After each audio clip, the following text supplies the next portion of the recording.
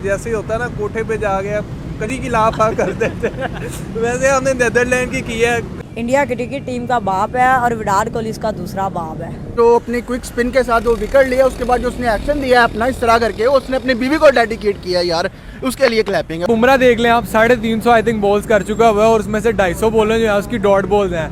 आप dot ball percentage लगाए, मेरा ख्याल 70% बनती है।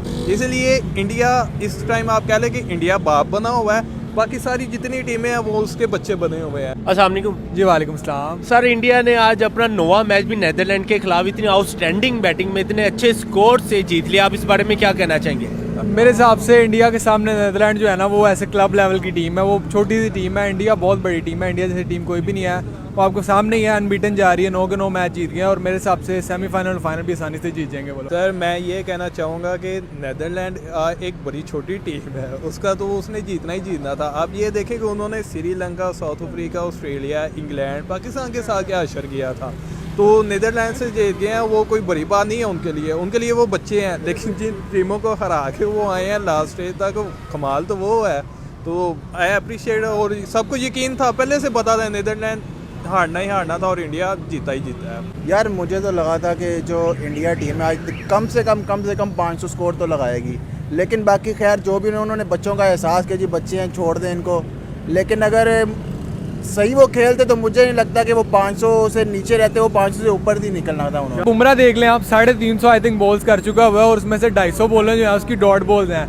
आप डॉट बॉल परसेंटेज लगाए, मेरा ख्याल 70% बनती है। और मतलब इस टाइम यार कौन इस तरह का बॉलर है 70% डॉट बॉल्स करवा रहा है? मेरे हिसाब से बेहतरीन बॉलर है, और जैसा बॉलर इस टाइम दुनिया में कोई नहीं। वसीम अकरम जैसा बंदा कह रहा है कि मेरे पास न्यू बॉल के साथ कंट्रोल कम था, बुमराह के पास ज़्यादा। तो आप हिसाब लगा लें किस कदर बेहतरीन बॉलर है वो। तो आज इंडिया की बैटिंग जैसे कि रोहित शर्मा, विराट कोहली, शुभमन गिल, ठीक है ना, अय्यर, उसके बाद केएल राहुल, इनकी आउटस्टैंडिंग बैटिंग के बारे में क्या कहेंगे आप? देखिए मुझे तो समझ नहीं आती कि इतना टैलेंट आता कहाँ से इंडिया में। असल में ये सिर्फ आईपीएल से नहीं, उनके डोमेस्टिक सिस्टम से आता है। असल में देखिए आप, विराट कोहली ने आज 50 किया, उनके मेरे ख्याल 5 टॉप बैट्समैन हैं, उन्होंने 50+ स्कोर किया है। श्रेयस अय्यर आया, उसने सेंचुरी कर दी। केएल राहुल आया, उसने सेंचुरी कर दी।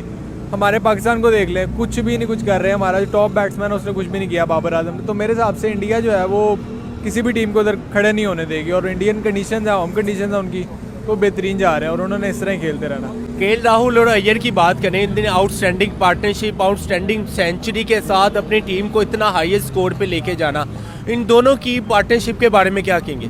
देखिए मेरे हिसाब से अगर 2-3 आउट हो जाए ना इंडिया पे, इंडिया प्रेशर नहीं लेती। हमने ऑस्ट्रेलिया वाले मैच में भी देखा है, कोहली और उधर केएल राहुल खड़े हो गए, उन्होंने 200 स्कोर आराम से 40 ओवरों में चेस कर दिया। आज भी जैसे केएल राहुल खेला और उसने आते ही प्रेशर ही नहीं लिया, उसने आते ही चौके छक्के लगाए हैं। 62 बॉल्स पे उसने आई थिंक सेंचुरी कर ली। तो वो श्रेयस अय्यर बेहतरीन बैट्समैन है, उसने इतने लंबे छक्के मारे हैं इस टूर्नामेंट में, मुझे यकीन नहीं होता। इतना छोटा सा है और वो इतने लंबे लंबे छक्के मार देता है। बहरहाल इंडिया की टीम जो है वो कमाल है इस टाइम। अगर बात कीजिए, नीदरलैंड ने अफ्रीका के खिलाफ अफ्रीका को बीट किया हुआ है, तो आपको नहीं लगता था कि इंडिया के साथ थोड़ा सा टफ मुकाबला करती है अफ्रीका, नीदरलैंड? बिल्कुल भी नहीं, क्योंकि साउथ अफ्रीका को उन्होंने एक बहुत टफ मुकाबला दिया था साउथ अफ्रीका को, लेकिन इंडिया ने साउथ अफ्रीका के साथ क्या अशर किया था उसके मुकाबले में देखे नीदरलैंड इंडिया का कुछ भी नहीं कर सकता था।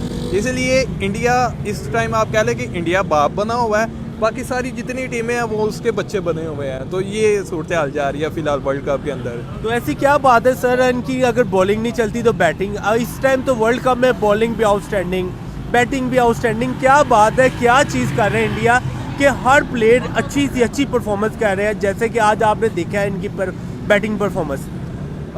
ये कह सकते हैं कि जैसे इंडिया की बैटिंग है, बॉलिंग है, उन्होंने अपना माइंड सेट किया हुआ है कि भाई हमने खेलना अपने मुल्क के लिए।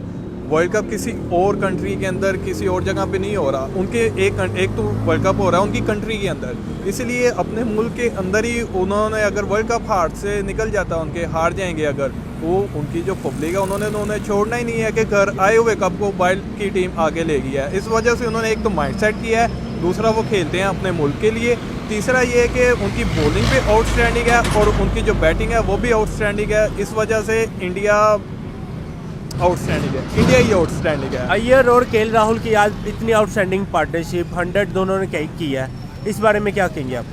इस बारे में ये कहूँगा कि केएल राहुल एक बहुत अच्छा बैट्समैन है। वो उनका यहाँ से भी पता लगता था जब वो रिकवरी के बाद वापस आए थे पाकिस्तान के अगेंस्ट, मेरे ख्याल से पहला मैच उन्होंने खेला था रिकवरी के बाद, तो जिस तरह से उन्होंने वहाँ पे परफॉर्मेंस दी थी कमाल कर गए थे। तो इसलिए केएल राहुल का मतलब कि सिर्फ केएल राहुल, रोहित शर्मा नहीं, विराट कोहली, ईशान और उसके अलावा जो उनके बाकी और बनते हैं बैट्समैन जितने भी टोटली सारे हैं 6 to 7 बैट्समैन तक जो हैं ऑलराउंडर भी बहुत अच्छा खेलते हैं। और ये एक मैं कहता हूँ आउटस्टैंडिंग कमाल है इनका, और इंडिया का बॉलिंग उससे भी कमाल है।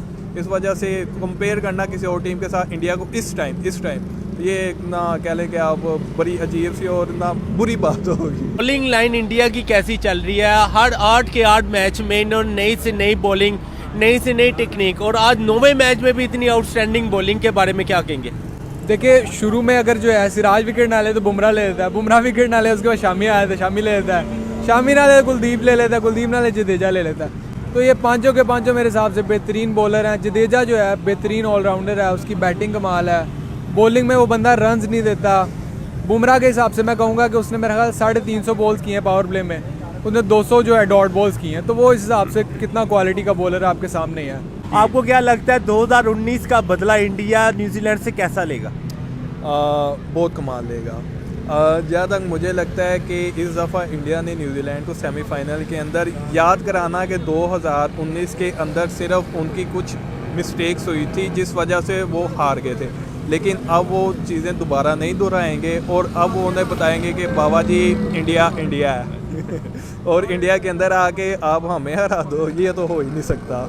मतलब आप कहना चाह रहे हैं वर्ल्ड कप इंडिया के पास ही रहेगा, इंडिया किसी और को लेके जाने नहीं देगा? नहीं, बिल्कुल भी नहीं। इंडिया वर्ल्ड कप को अपने मुल्क से बाहर नहीं जाने देगा। जैसा मर्जी हो जाए, जो कुछ मर्जी हो जाए, इंडिया की अगर बाई चांस बैटिंग ना चली उनकी बॉलिंग चलेगी, उनकी अगर जिस दिन बॉलिंग ना चली बाई चांस उनकी बैटिंग ने नहीं छोड़ना। वो टारगेट ये ऐसा दे देते हैं कि अगले जो बॉलर होते हैं वो बैट्समैन होते हैं वो कहते हैं कि नहीं, आज इंडिया के खिलाफ हम किसी भी तरीके से नहीं चल सकते, ना बैटिंग के लिहाज से ना बॉलिंग के लिहाज से। ये हमें न्याय नहीं दे रहे, ये अन्याय कर रहे हैं, न्याय नहीं दे रहे। अगर बात की जाए ये वही बॉलिंग है इंडिया की जो इतनी तनकीदों के बाद आज वर्ल्ड कप में 9 के मैचों में आउटस्टैंडिंग बॉलिंग पे अपना रिकॉर्ड कायम किया है। देखिए मेरे हिसाब से आपको पूरा जो है ना सिस्टम में क्रिएट करना पड़ता है। अगर आपका प्लेयर परफॉर्म नहीं कर रहा आपको बैक करना पड़ता है। उनको जो है IPL खिलाया उन्होंने, IPL के अलावा डोमेस्टिक सिस्टम खिलाया, रणजी ट्रॉफी खिलाई है, पूरा एक प्रोसेस होता है। ये ऐसे प्लेयर नहीं मिल जाता। सिराज को आते ही उसके जो है करियर में बहुत जो है ना मार पड़ी थी, लेकिन आते उसके बाद आहिस्ता आहिस्ता बेहतर होता गया। उन्होंने प्लेयर को बैक किया, पूरा प्लेयर को डेवलप किया, उसके बाद जाके जो है उनको ये पूरे प्रोडक्ट्स मिला। मेरे हिसाब से इंडिया जैसी टीम जो है ना वो डिजर्व करती है वर्ल्ड कप ले जाना। आगे सेमीफाइनल इंडिया और न्यूजीलैंड का, आपको क्या लगता है इंडिया न्यूजीलैंड को फिर पहले की तरह दबोच लेगी? नहीं, मेरे हिसाब से इस दफ़ा इंडिया ने बदला ले लेना न्यूजीलैंड से 2019 वाला, और इस दफ़ा जो है वो कोई रन आउट नहीं होना धोनी वाला, कोई कुछ नहीं होना। इस दफ़ा वन साइडेड मैच होना और इंडिया ने आसानी से जीत जाए। यही कहेंगे कि इंडिया वालों को नीदरलैंड को बख्श देते, आपकी बड़ी मेहरबानी थी कि एक घर आया मेहमान है उसके आपने लापा कर दी है। जैसे होता ना कोठे पे जा गया कंजरी की लापा कर देते वैसे हमने नीदरलैंड की है। कल को वो ना आई आपके साथ वर्ल्ड कप या कोई भी मैच खेलने के लिए तो बंदा क्या कहेगा आपको। इसलिए छोटी टीमों के साथ थोड़ा प्यार मोहब्बत से, पता है आपने जीतना ही जीतना है, तो इस वजह से करना पड़ता है आपको, और सोचना भी चाहिए इंडिया को। यार बाकी जो इंडिया है वो सारी टीमों का बाप है यार, इनसे कोई भी नहीं जीत सकता बंदा, ठीक है। बाकी ये जो मैचेस चल रहे हैं ये इस चीज़ को मैचेस को विन करेंगे और सबसे ऊपर लेके जाएंगे। और बाकी मैं अभी से ये गारंटी देता हूँ, लिख कर देने के तैयार हूँ यार कि इंडिया जो है ये वर्ल्ड कप जीतेगा और इससे कोई भी बंदा नहीं जीत सकता, सिर्फ इंडिया जीतेगी।